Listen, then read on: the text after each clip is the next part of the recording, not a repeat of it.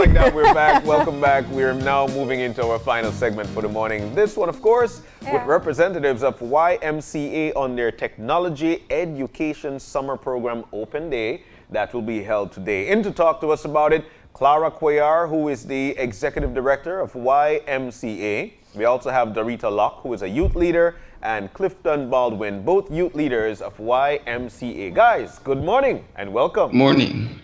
Good morning. Morning. Good morning, Belize. So, technology education summer program. Now, we know, especially during this time with the pandemic, everybody moved on now to technology. It has become the way of life. But while you guys are actually having a summer program on it, the open day is actually today. Talk to us about how the summer program got started and what prompted technology. Well, I'll do the introduction and the students, the youth leaders can take over and do the details since they're the ones who are properly trained to conduct it.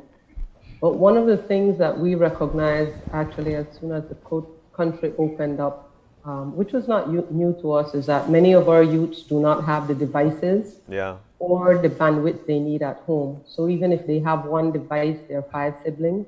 So the gap in education started increasing rapidly, and we know that this is occurring internationally. So we felt that there was a huge need to make sure that we respond as best we could. So we sought as much help as we could in terms of volunteers. We have a lot of borrowed equipment at the Y right now while we try to get some sort of project to help us fund it. And the young people from high school came out and responded immediately because they were being significantly impacted even in the month of May while they had to be responding. Yeah. And to do this, we are blessed at this time in our cycle of education that we have someone from junior college who is studying computer science. She took up the challenge of learning management system Moodle. She chose Moodle. She trained retired teachers and then turned around and trained youth leaders to work with them so that we can prepare first our primary school students who will be moving into high school. And the youths can talk about that because they were trained on Moodle. I wasn't. But the joy of this is how well we interacted or how well we mix old school with new school.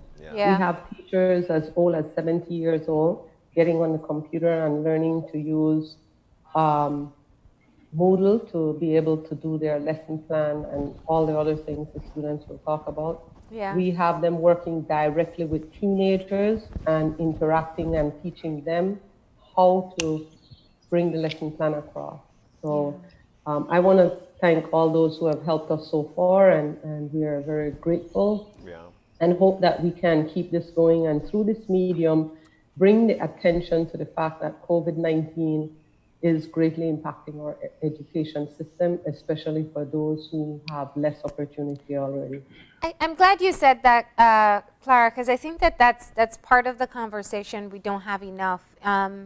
You know, when the school closed and shifted online or they were sent home with work, I don't know how much we registered that there was a disparity in terms of one, access or even assistance in being able to get work done.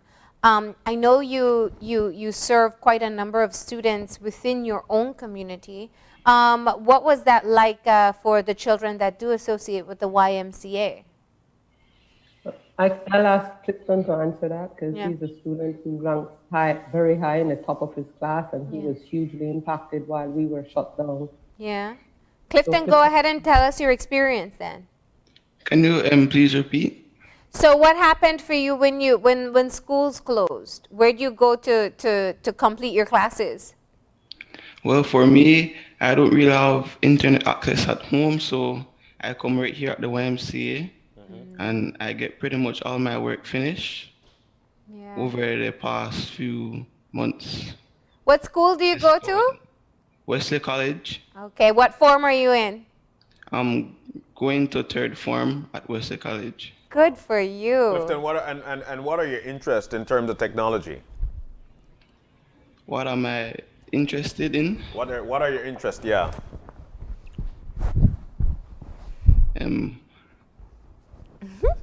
I put you on the spot there. Yes, sir. All right, so I'll tell you what. What are you going to major in? Yeah, what do you want to major in? We noticed that you're very handy there. I noticed you're handy there with your headphone and whatnot. So it might be technology. Tell us about that. For me, I'm taking academic general. Okay. That's my choice. Yeah. I want to ask Clifton, thank you for telling us about your experience and what the summer program has done for you. I think you're a great example of how students have had to put in a bit extra to get their work done when it was closed down. What's the difference? Was it easier to do school online? Was it an adjustment? How did you and Dorita find it? For me, it was difficult because at home you have much more distraction. Mm-hmm. But when I come to YMCA, it's very easy because it's just to do my work and I have peace and quiet, and I can do my work very well. Wow. Yeah. Do you miss the classroom, Clifton? Yes, I do, but at home I love it also. And how about you, Dorita?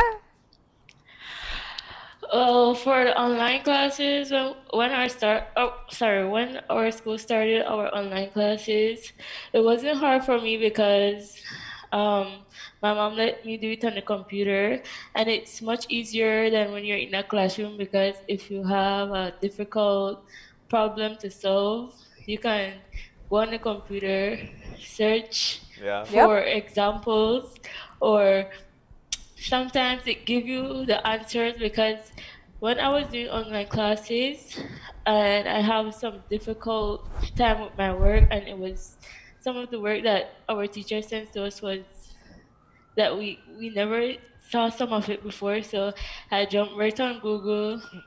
Oh, so you had assistant Professor Google to help you? Yes, ma'am. What school do you go to and what class are you in? I go to Sierra Vernon Technical High School, and I'm in second form. I'm going into third form this year. Okay. Congratulations to both of you moving forward. Dorita, are you looking forward to going back into the classroom, or would you prefer to be online? Well, I prefer to go back to school in the classroom because, in my classroom, I'm one of the students that usually help other slower students to learn some subjects that they struggle in. So I prefer to go back to school and start helping people because I want to be a teacher as well. Wow. Excellent. All right. Well, you're getting a good start here with learning about education online. So tell us about the summer program and how you guys got roped in at the Y to participate. Well, I started from the Y 8 years ago, and now I'm a youth leader. Wow. I first started coaching basketball. Now that we have the COVID-19, I start teaching in the classroom, assisting retired teachers and students on computers and Kindles on a Moodle website, learning website. What is Moodle? Tell those of us who don't know what's Moodle.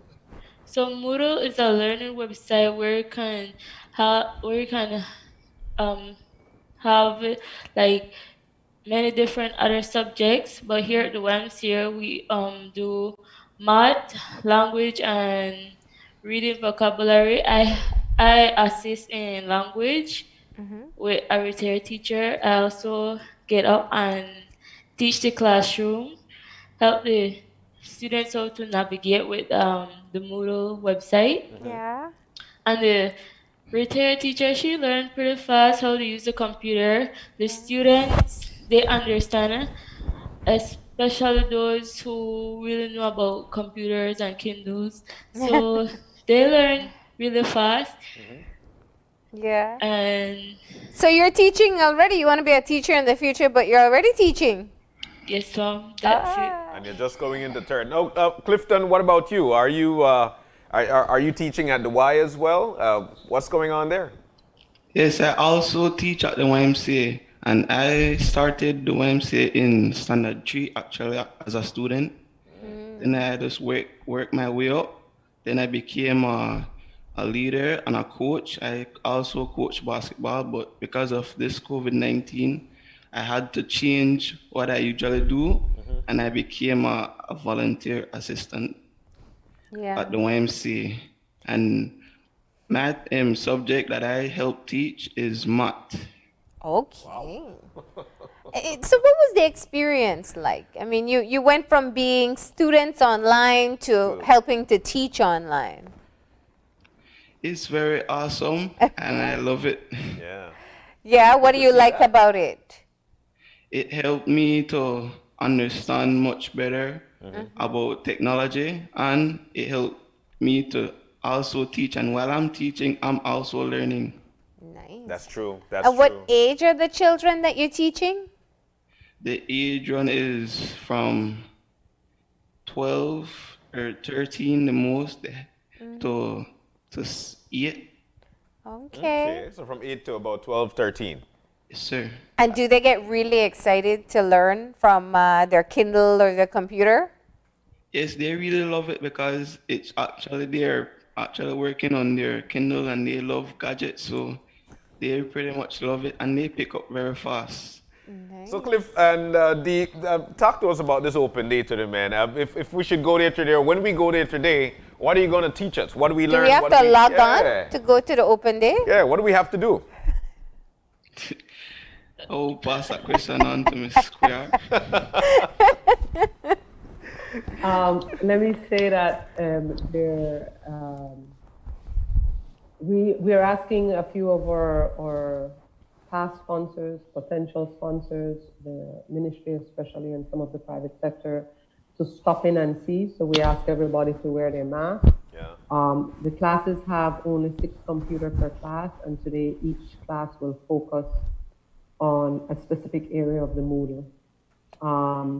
These 2 young students are, along with, we have 3 others, and their leader are responsible for teaching students how to log on. They teach students how to go to the different sections. The students have learned the importance of usernames and IDs and the privacy of all that.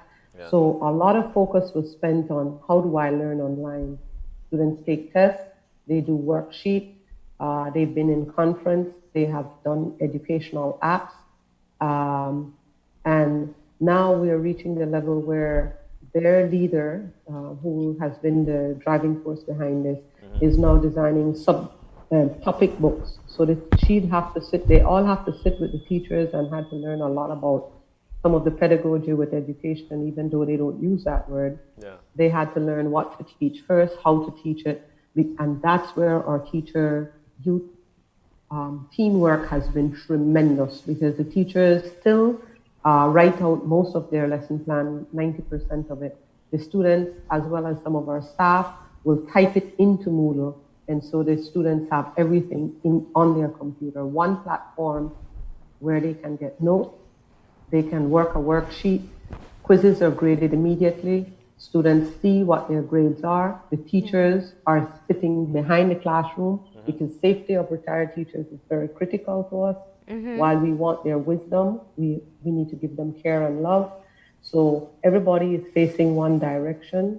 Each classroom needs to have headphones that cannot be shared, a LCD monitor with a speaker on it, so that when we're sharing videos, we do videos on COVID, we do videos on other educational stuff besides a specific topic area. The teachers broke down their subject, creative writing, reading comprehension, and math into several topic areas. And now we're moving to make Moodle books in each of those areas. Nice. We have been going at it since May. Wow. And as soon as we finish here in July, we finish this week, we take a pause and we observe what will happen in the schools. But we're starting to get the answers, and the answers become some kind of shift system, as the ministry is saying, which means YMCA may not go at night, evening now. YMCA may be going in the morning and afternoon shift as well, which means we have to double the number of teachers. How we'll do that in terms of financing, I'm not sure yet. I keep logging on and watching and learning what's happening in countries that are successful.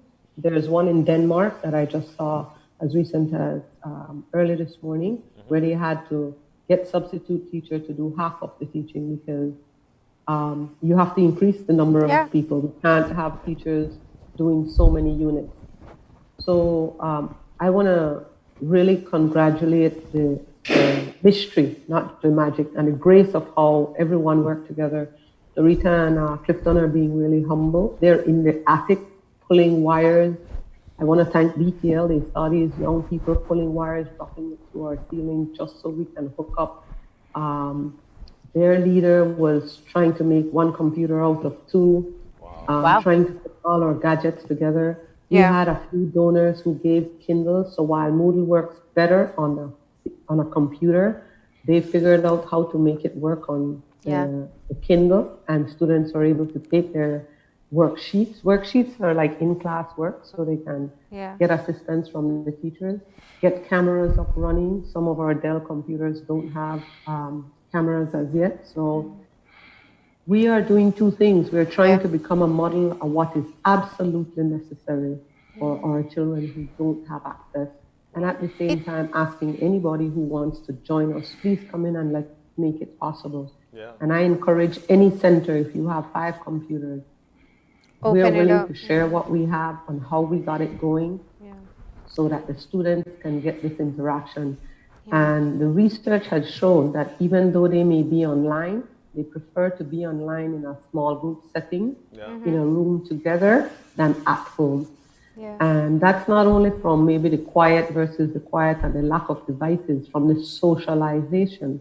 They still get a certain amount of socialization in a small group.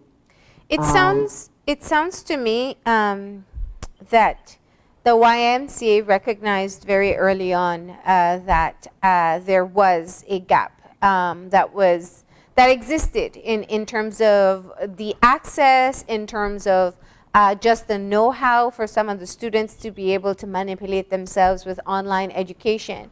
And your program is called Closing That Gap. It's closing the gap of the education technology divide. You know, from the students that you've catered to so far, looking forward, you know, how much do you think this will help them if there is a situation where schools have to be closed again and they go back to online schooling? Any of you guys want to help with that? If we end up closing again and the students have to come here to work, how do you think what they've learned this summer will help? If school have to close again, the students already know how to log on to Moodle because they're back at home, not at school, so they already know how to use a computer or use Kindle, so they already know how to log on to Moodle, how to get to their courses and how to start their tests, how to submit, and as soon as they submit, they can get their results. So it will be much easier because they're already practicing if school have to close. So it sounds like we're ready and set. You guys have been doing an excellent job there at the Y. And like you rightly mentioned, the open days today. And at what time do we start? We start today at 9 o'clock. And I hope you all can send a camera crew to see the actual primary school students. And you will see these 2 youth leaders teaching. For me, it's really a grace and a joy to watch it come together. A lot of hard work has been put into it. I can't keep congratulating the team of staff, retired teachers, and young high schoolers, along with our junior college leader, who has taken on this challenge and worked really long hours, including weekend and late at night, to make sure that the equipment is learning. They've learned to laugh together, of course. That's all a part of teamwork.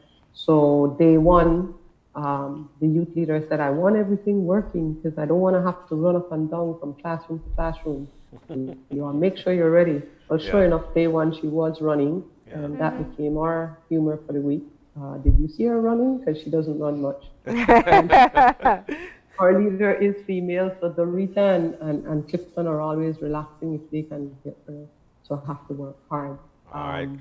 Clara. And we have been going at it, so we're happy. We welcome everybody. I want to thank BTL, who came out and said, all right, guys, we see what you're doing, and we need to give you better bandwidth access to all your classrooms. Yeah. So actually, they'll be here today helping to make sure we get better devices in each of the classrooms, which is, so we'll no longer have to be dropping bandwidth or dropping access, or as we call it, waiting for the computer to boot up. The buffering will stop after they're in here. So a big thank you and shout out to the mayor as well, who has contributed in several ways to some Kindles as well as some headphones, so that students don't have to trade equipment. That's very important for us. All right, That's Clara, awesome. finally for me, where is the Y located? YMCA actually. Where is that located, and how can one join? If there are so many parents watching right now and said, I'm not able to provide technology to my children, but I need for them to be technologically savvy. How can they join? Two things. We're located in the heart of our community on Farbers Road, and our challenges we don't maybe publicize a lot, but we're filled by our community members. But people can call us. We have a website. We can be contacted by phone. YMCABelize.org is our website. Our phone number is 627-5535. We're a walk-in community still. We just ask that as soon as you enter the gate now, there's a basin there. Make sure you wash your hands. We are practicing all COVID-19, and we hope when ministry gets here, the Ministry of Education comes today, they will say, yes, you have it all up together. Excellent. Or they help us to improve at whatever area they find that we are weak in. They find out through their principals. Most of the principals in this neighborhood, as well as far as Holy Redeemer, St. Joseph, we have students from all over the city, both high school and primary school. We have at least 11 to 13 schools represented at YMCA because the children live in this neighborhood, so it makes it easier for them to walk over. Yeah. And we sure are willing to help. We will try to do shift system, and we will continue to serve primary school and high school during this difficult time. All right. Clara, Dorita, and Clifton, thank you guys so very much. That open day is today. It starts at 9 a.m. and concludes at 11 a.m. Thank you so very much, and wishing you the best of luck. Thank you for having us, and know that we will come in and have this very important conversation anytime with you in how we can get the students. And please let me say also thanks to Dr. Clara and Dr. Yerd at Galen University, who said they would check into what we're doing on Moodle to see how well we're working. Nice. We were very pleased to find out that they said we're doing excellently. So they put the icing on the cake and gave us a little bit of design on the hard work the students have done, and that made it look pretty as well as work smoothly. So thanks as well to Galen University. Awesome. All right, thank you so very much. Awesome work. Keep it up, guys, and we really hope that people come in and that they're impressed with the work that you have been doing in that open day happening today. Of course, that is at the YMCA compound on Farbers Road Extension, and it takes place today from 9, actually just about now, till 11.